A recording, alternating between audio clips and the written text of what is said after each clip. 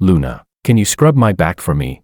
When the man's voice came from the other end of the video call, I was in a foreign hotel, signing IPO documents. Her expression changed instantly. She hurried to explain. Honey, don't misunderstand. Frederick drank too much. I was just helping him get home. I didn't question her. I didn't lose my temper. I simply glanced at the screen. This is a critical period for the two companies' merger and listing. I reminded her calmly. Don't cause anything that could affect the plan. She opened her mouth, still trying to say something. I had already hung up. 2 years into a strategic marriage, I never made decisions based on emotion. Since someone had crossed the line, then after the listing was finished, we would settle everything together. Chapter 01. It was 2 in the morning. The rain abroad was falling thick and fast. Outside the floor-to-ceiling windows of the hotel suite, the city lights were smeared into a blur by the rain. I sat at the desk, shirt sleeves rolled up to my forearms. Spread out before me was a stack of freshly printed documents, the final version of the new group's merger plan. This was my third all-nighter of the week. I spun the fountain pen once between my fingers,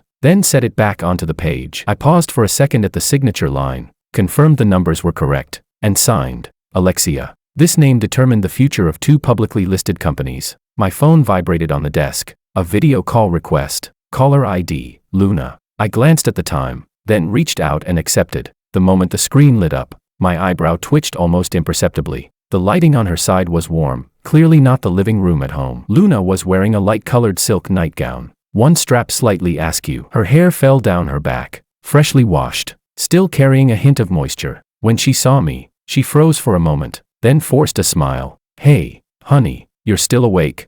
I didn't respond. I propped the phone against the desk and lowered my head, continuing to flip through the documents. I gave a brief reply. Luna was my wife in name only. 2 years ago, under arrangements made by both families, we got married, a strategic alliance. No live-streamed wedding, no overwhelming media coverage, just a prenuptial agreement with clear clauses and cold, precise wording. She came from a good background, was beautiful, and had an outgoing personality. To the outside world, she was Mrs. Alexia. To me, she was more like a resource placed in a fixed position. At least, that was how it was on my end. On the screen, she seemed a little uneasy and lifted a hand to tidy her hair. Are you really busy over there? You don't look so well. It's always like this before an IPO. My tone was flat, without extra emotion. Just then, from the other end of the video, a man's voice suddenly sounded from off-screen. It wasn't loud, but it was clear enough. Luna, could you help me scrub my back? In that instant, the pen in my hand stopped. The nib hovered above the paper as a small blot of ink slowly spread. I raised my head and looked at the screen. Luna's face changed within a second. She snapped her head around, as if burned by something, then seemed to realize what was happening and hurriedly pulled the camera closer to herself. Why did you suddenly speak? The men didn't say anything else, probably realizing the situation, but the air had already shifted. I leaned back in my chair, my gaze calm. I neither questioned her nor interrupted. Luna turned back to me. Panic was obvious in her eyes. Even her breathing had gone unsteady. Honey, please don't misunderstand, she said quickly, as if afraid I would hang up. Frederick drank too much at a reception. I was just taking him home. Frederick.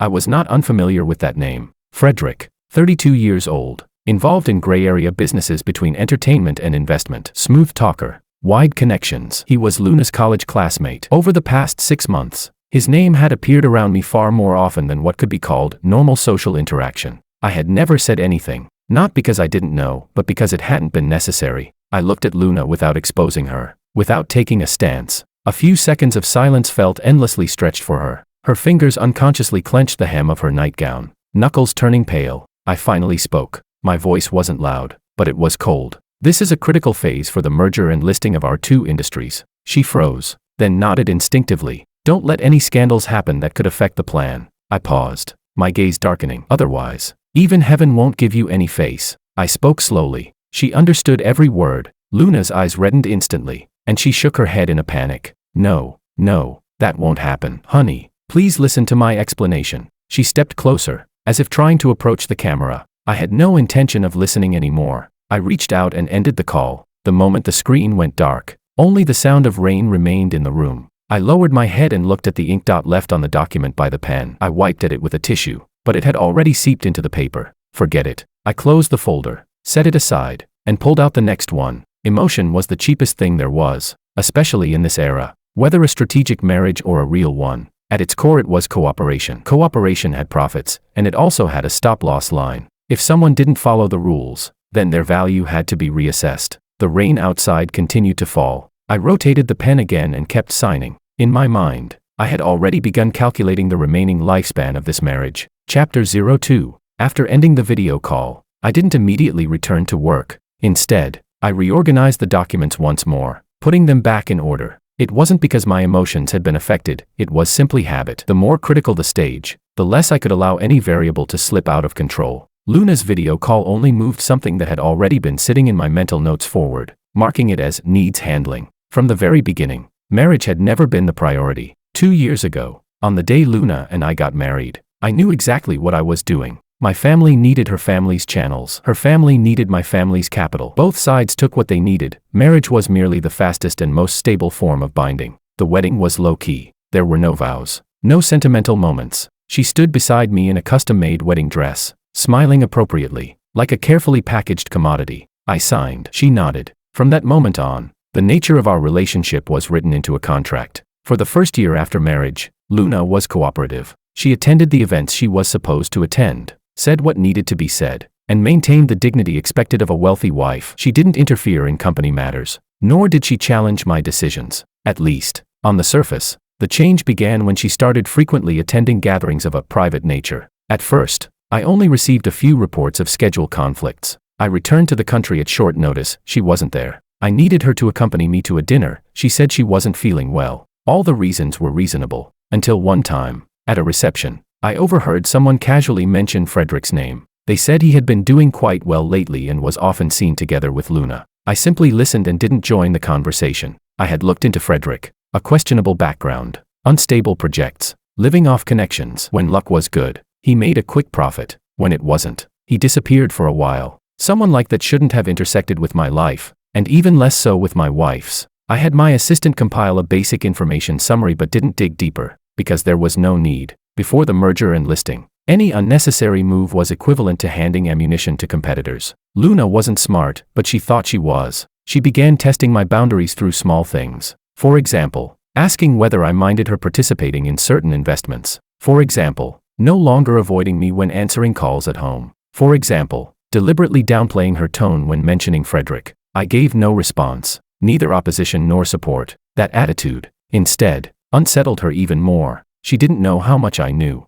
nor did she understand that what I expected from her had never been loyalty, but obedience. After that video call, her messages became more frequent. When my assistant transferred her call to me, I was in a meeting with the investment banking team. I signaled for the meeting to continue and answered, "Honey, I was too anxious yesterday and didn't explain things clearly." Her voice softened deliberately. "Frederick really is just a friend. Don't overthink it." I stood by the meeting room window, looking out at the street below. "This matter doesn't require repeated explanations." She fell silent for a moment. Then, "Are you angry?"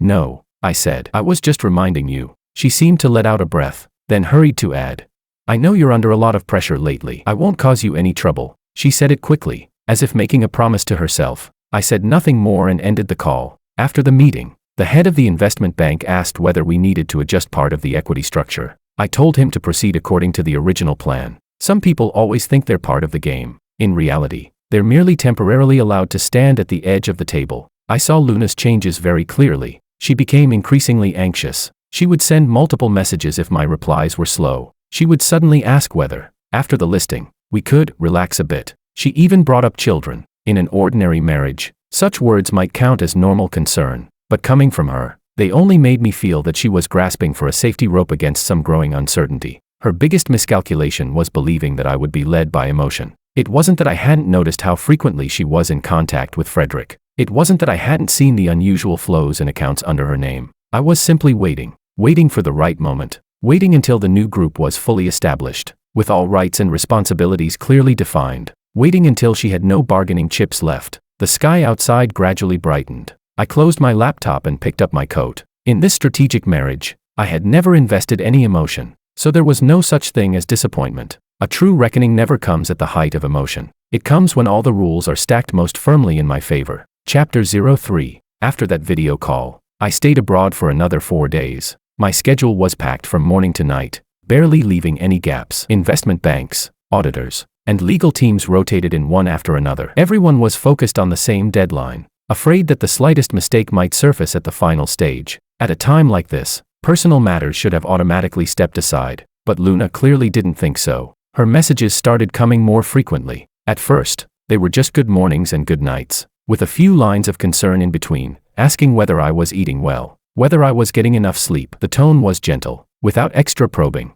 as if she were deliberately returning to the role of a normal wife. I saw them. I didn't reply. On the second day, she started calling. My assistant sent me the call log according to procedure. I glanced at it and didn't deal with it. By the third day, she changed her approach. That afternoon, I had just finished a meeting with the audit team when my phone vibrated. It was a voice message from her. The background was quiet. Her voice deliberately lowered. Alexia, I know you're busy, but I'm really a bit worried about you. You're all alone abroad, and there's no one around to take care of you. The sentence stopped at a very delicate point. It didn't sound like blame, nor like coquettishness, more like a reminder of her own status. I replied with a single word, busy. A few minutes later, she sent another message. I don't have much going on lately. Do you want me to come over and stay with you for a while? When your listing is done, we can come back together. This was no longer concern. It was a test. I placed the phone face down on the desk and didn't reply right away. After the meeting ended, I responded, no need. When those words went out, I could already imagine the expression on her face when she saw them.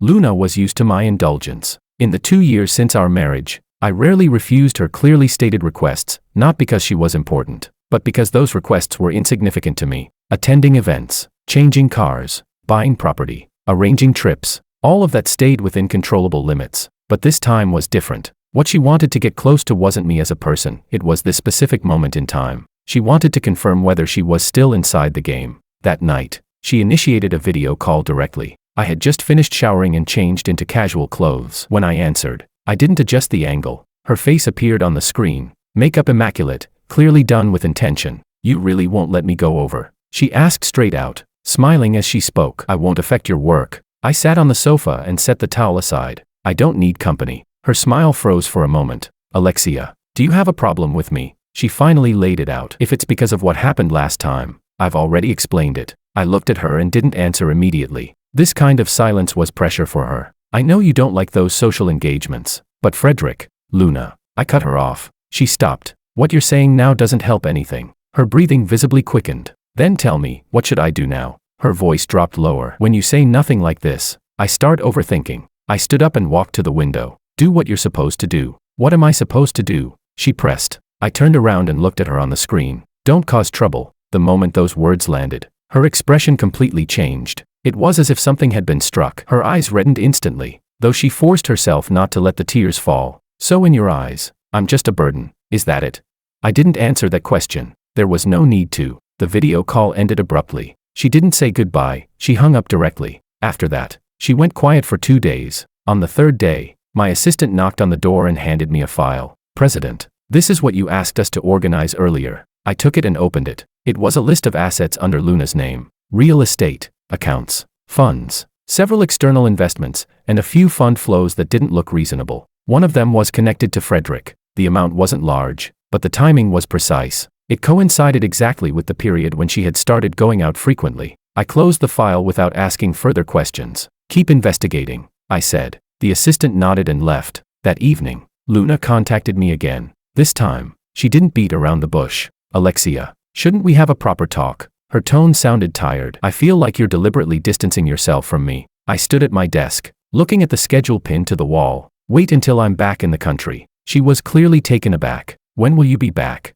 After the listing is completed. She fell silent for a few seconds, as if calculating something. All right, she said. I'll wait for you. Chapter 04. As the IPO entered its final countdown, the atmosphere within the circle became noticeably more restless. Dinners and drinking parties under all kinds of pretexts followed one after another. Very few of them were actually useful. Most were people trying to climb connections during the narrow window period. I didn't show up to any of them. That didn't mean I didn't know what was happening. That evening, I was in the hotel reviewing the final round of clauses with the legal team when my assistant suddenly came in and placed my phone beside me. President, someone passed along a message. I didn't look up, continuing to read the documents. Say it. The assistant hesitated for a moment. It came from a drinking party. They said Frederick mentioned you, and what he said wasn't appropriate. The hand flipping the page paused briefly. What did he say?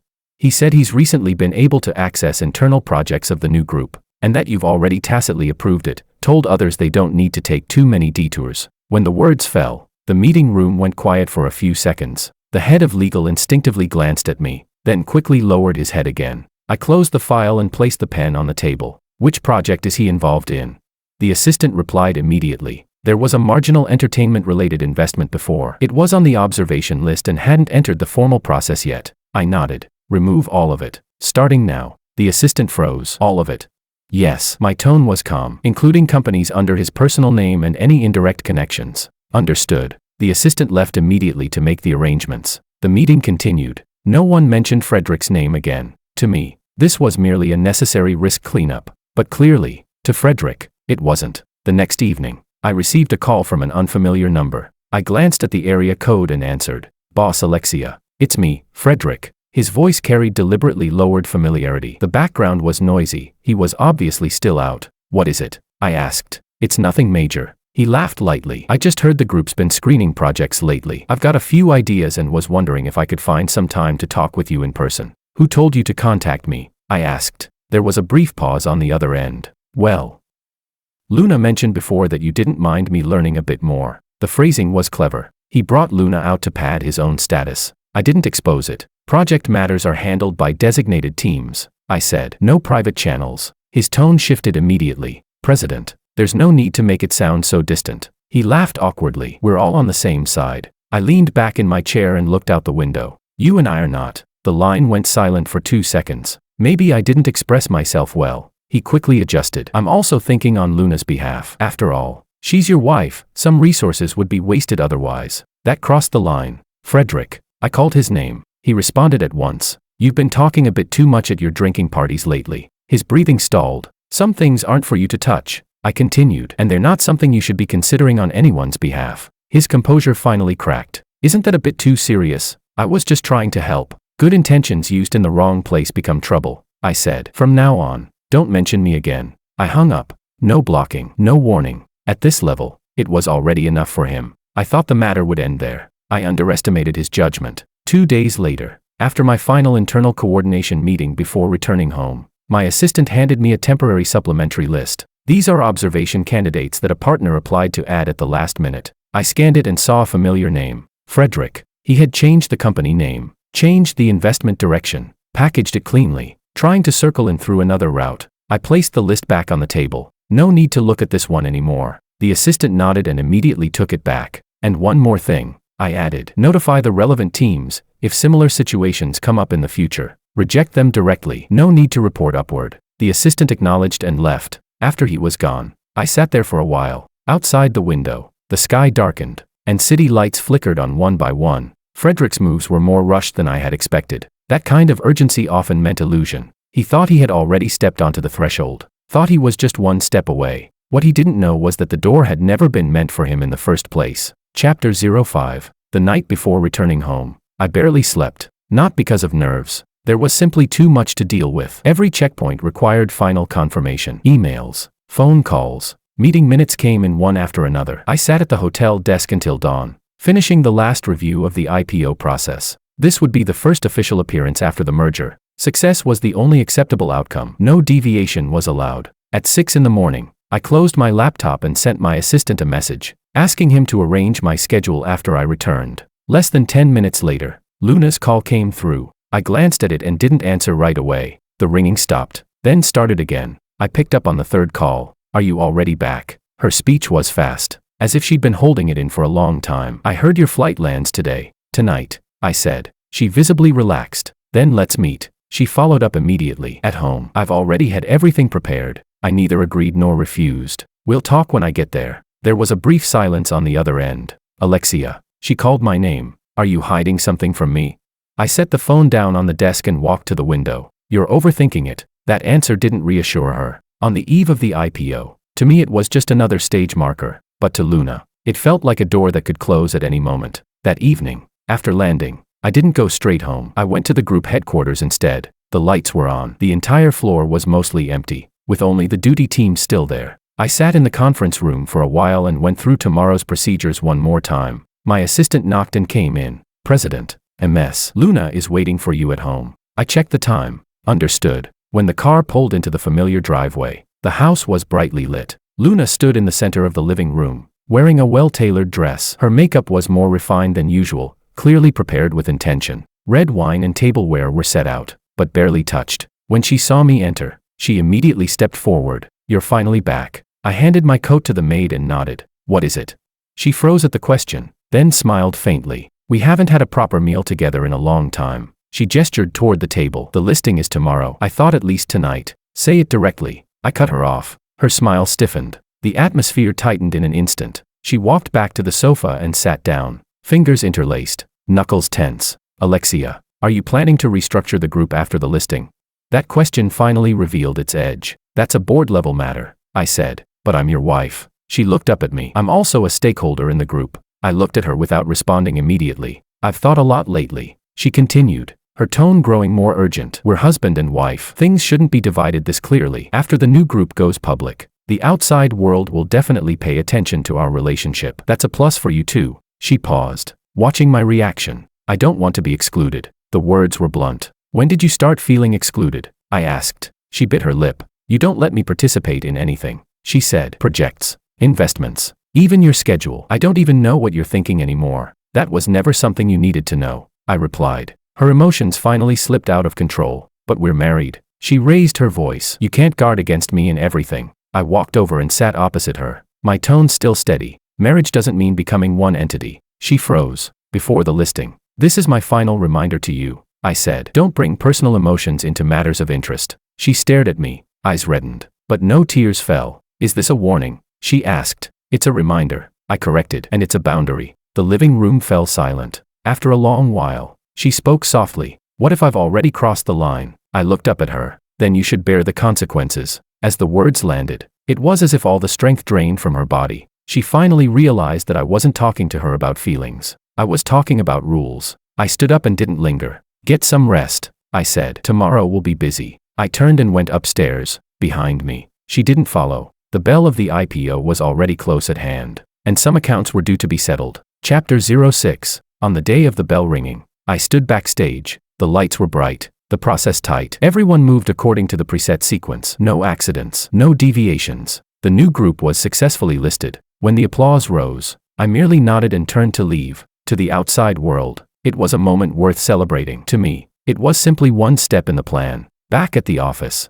I instructed my assistant to clear all upcoming appointments. Only one item remained: meeting Luna. I chose a conference room near the company, neither home nor any private setting. She arrived early. When I pushed the door open, she was already seated inside, a glass of water untouched at her side. She hadn't dressed up much that day. Her makeup was light, and she looked visibly tired. When she saw me, she stood up and forced a faint smile. "The listing is over. Congratulations." I nodded and took the seat across from her. "Sit." She did as told, though her unease was obvious. The conference room door closed, shutting out all outside noise. "You asked to see me. What do you want to talk about?" She spoke first, her tone carefully steady. I placed the document folder on the table but didn't open it right away. "Before we talk," I said, looking at her, "I want to confirm one thing. Are you here today to solve the problem, or to keep explaining?"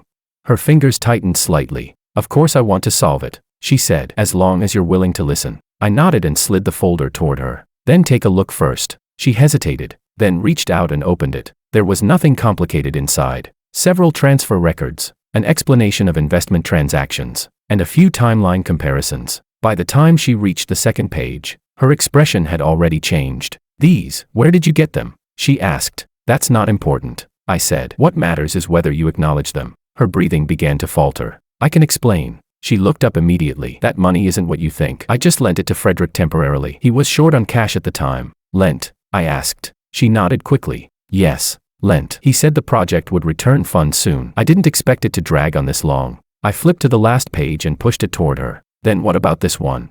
Her gaze dropped, and her whole body stiffened. It was an undeclared related party transaction. The amount wasn't large, but the nature was unmistakable. She stayed silent for a long time. "I didn't mean to hide it from you," she finally said, her voice lower. "I just thought it wasn't a big deal. No need to make a mountain out of it." "Not a big deal," I repeated. She looked up at me, eyes reddened. "Alexia, we've been married for 2 years. Do you really have no feelings at all?" Her voice trembled. "I just made a small mistake, and you're pushing me to the opposite side." I leaned back in my chair and looked at her. "You didn't make a mistake," I said. "You placed a bet on someone else." Her face turned pale instantly. "I didn't." "You did." I cut her off. And you were betting that I wouldn't turn on you. She opened her mouth, but no words came out. The room fell silent. After a long while, she spoke softly. What if I'm willing to cut everything off cleanly? I didn't answer right away. I can stop seeing him, she said quickly. I can get the money back. I'll cooperate with everything you want. Too late, I said. Those 2 words broke her completely. Why? She stood up, her voice out of control. Did you ever give me a chance? You said nothing and just sentenced me to death. I stood as well, my tone still even. I did give you chances, I said. Warnings, boundaries, bottom lines, you crossed every one of them. She looked at me, panic appearing in her eyes for the first time. Then what do you want? I sat back down and placed another document on the table. This is a supplementary clause to the prenuptial agreement, I said. The activation conditions have been met. Her pupils contracted sharply. You want to divorce me? This is a termination of cooperation, I corrected. She collapsed back into the chair, as if all her strength had been drained. What if I don't sign? She asked quietly. Then we proceed with the worst-case scenario, I said. The outcome won't change, only the process will be uglier. She remained silent for a long time. Finally, tears fell. I didn't comfort her. I didn't hand her a tissue. Some moments are not meant to be interrupted. She lifted her head and looked at me, her voice hoarse. You took action against Frederick too, didn't you? I didn't deny it. Then what will happen to him? That's his problem, I said. It has nothing to do with you. She closed her eyes and took a deep breath. Fine, she said. I'll sign. I pushed the pen toward her. Her hand trembled as she held it, but she signed quickly. The moment the signature fell, there was no longer any room between us to turn back. I collected the documents and stood up. Someone will follow up with you on the next steps. She didn't speak again. When I reached the door, I paused. Luna, I said without turning back. From the beginning, this relationship was never meant for taking risks. She didn't respond. The door closed behind me. Some accounts had already been laid bare. What remained was only a matter of time. Chapter 07. On the 3rd day after the agreement took effect, the group completed the first round of internal adjustments. The moves weren't large, but they were precise. Several advisory titles that had originally been attached to Luna's name were uniformly removed. The reason was simple: organizational restructuring and overlapping responsibilities. The procedures were compliant. The documentation was complete. There was nothing that could be challenged. She didn't hear about it from anyone else. She realized it herself the moment her system access was revoked. That afternoon, she called me. I was reconciling accounts with the finance team. When I saw the incoming call, I didn't avoid it. I answered right in front of several people. Why didn't anyone tell me in advance? Her voice was deliberately low, but the panic still leaked through. This is standard procedure, I said, but I've always been involved in these matters. She pressed anxiously. Now everything's suddenly cancelled. What will people outside think of me? You no longer need to be seen, I replied, and you no longer represent any side. There was a few seconds of silence on her end. Alexia, you're forcing me, she said. I closed the file in my hands. I'm executing the agreement. Her breathing caught. Only then did she truly realize that once she had signed her name in that conference room, many things had already become irreversible. After hanging up, the head of finance glanced at me tentatively. President, should we slow down Luna's allocation plan a bit?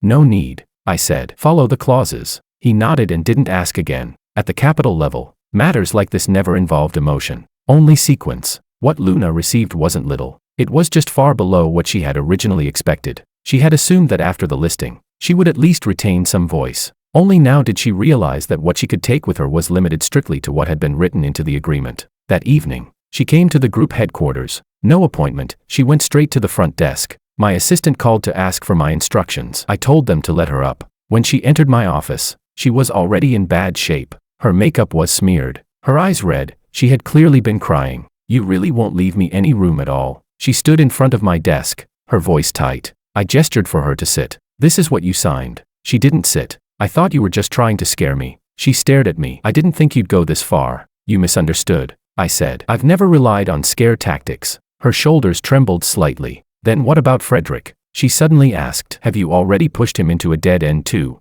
I looked up at her. You're still worrying about him? That sentence was like the final thread snapping. Her emotions completely spiraled out of control. If you hadn't pushed me like this, how would I have? She stopped herself halfway through. She realized that continuing would only make things uglier. I didn't respond. A few seconds later, she turned and left. The sound of the door closing was heavy. Early the next morning, news of Frederick's downfall reached me. The project he had staked everything on had suffered a funding collapse. Several investment firms that had originally promised to come in all pulled out at the last moment. The reasons were identical. Risk assessment failed. This was market behavior. and also the result of a few early signals I had people send out in advance. Around noon, just after I finished a meeting, my assistant informed me that Frederick was downstairs. He insists on seeing you, the assistant added. His emotions are unstable. I glanced at the time. Let him up. A few minutes later, Frederick was brought into my office. He looked nothing like he had sounded on the phone before. His clothes were wrinkled, dark circles heavy under his eyes. He looked like he hadn't slept for days. President. He spoke the moment he walked in. His tone noticeably lowered. Is there some misunderstanding between us? I gestured for the assistant to leave and close the door. What misunderstanding do you think there is? I asked. He rubbed his hands together. The project, those investors all withdrew at the same time. No matter how I think about it, the only person I can link this to is you. You're overestimating yourself, I said. The market doesn't change its judgment because of one person. His expression darkened. But everything was going smoothly before. That was before, I said. Now it's no longer suitable. He stared at me, urgency clear in his eyes. Is it because of Luna? He asked. If it is, I can explain. You don't need to explain. I cut him off. What you should be doing is cutting your losses. He froze. What do you mean? It means you're already out, I said. Not just from this project. His face slowly drained of color. There's no need for things to go this far between us, is there? His voice tightened. I never intended to go against you. Whether you intended to or not is irrelevant, I said. What matters is that you crossed a line. He opened his mouth, but no words came out. You used connections you shouldn't have used. I continued. You spread talk you had no right to spread. This outcome is normal. He could no longer sit still. Then what about Luna? He suddenly looked up. She gets away completely unscathed. I looked at him. Her account, I said, has already been settled. That sentence silenced him entirely. He sat there, as if something had finally clicked. After a long while, he stood up. I understand, he said. I shouldn't have assumed so much. I didn't walk him out. When he reached the door, he paused briefly, but didn't turn back. The door closed. The office fell quiet again. By the end of the day, my assistant placed the final confirmation document on my desk. I signed it, then looked out the window. Everything was moving along its predetermined track. No unnecessary ripples, and no emotional epilogue was required. Chapter 08. The divorce procedures were completed on a weekday morning. There were no disputes, no delays. Both lawyers had already gone over the terms in advance. The clerk at the counter only needed to verify the information, stamp the documents, and file them away. The process was fast, like completing an ordinary administrative task. Luna didn't say a word the entire time. She was dressed simply, a black coat, her hair tied back casually. Her complexion was paler than before. When it came time to sign, her hand paused for a moment, but she quickly put pen to paper and didn't look at me again. When everything was done, she stood up and left first. Her back looked much thinner than I remembered. I didn't follow. I didn't see her off. When I walked out of the building, the sunlight was just right. People hurried past the steps below, each busy with their own lives. No one noticed that a marriage had just ended here. To the outside world, it wasn't an event worth paying attention to. To me, it was simply a complete settlement of a relationship. Back at the group, a new round of meetings was already scheduled. The post-merger organizational structure had officially stabilized, and each business line began operating independently. I sat at the head of the table, listening to progress reports from each department. Issues were raised one by one, then resolved one by one. No one mentioned Luna again. Her name was naturally erased from the system. That was the most realistic outcome. After the meeting, I returned to my office. The desk had been reorganized, clean and efficient. The family photo that used to sit off to one side was gone. My assistant didn't ask questions,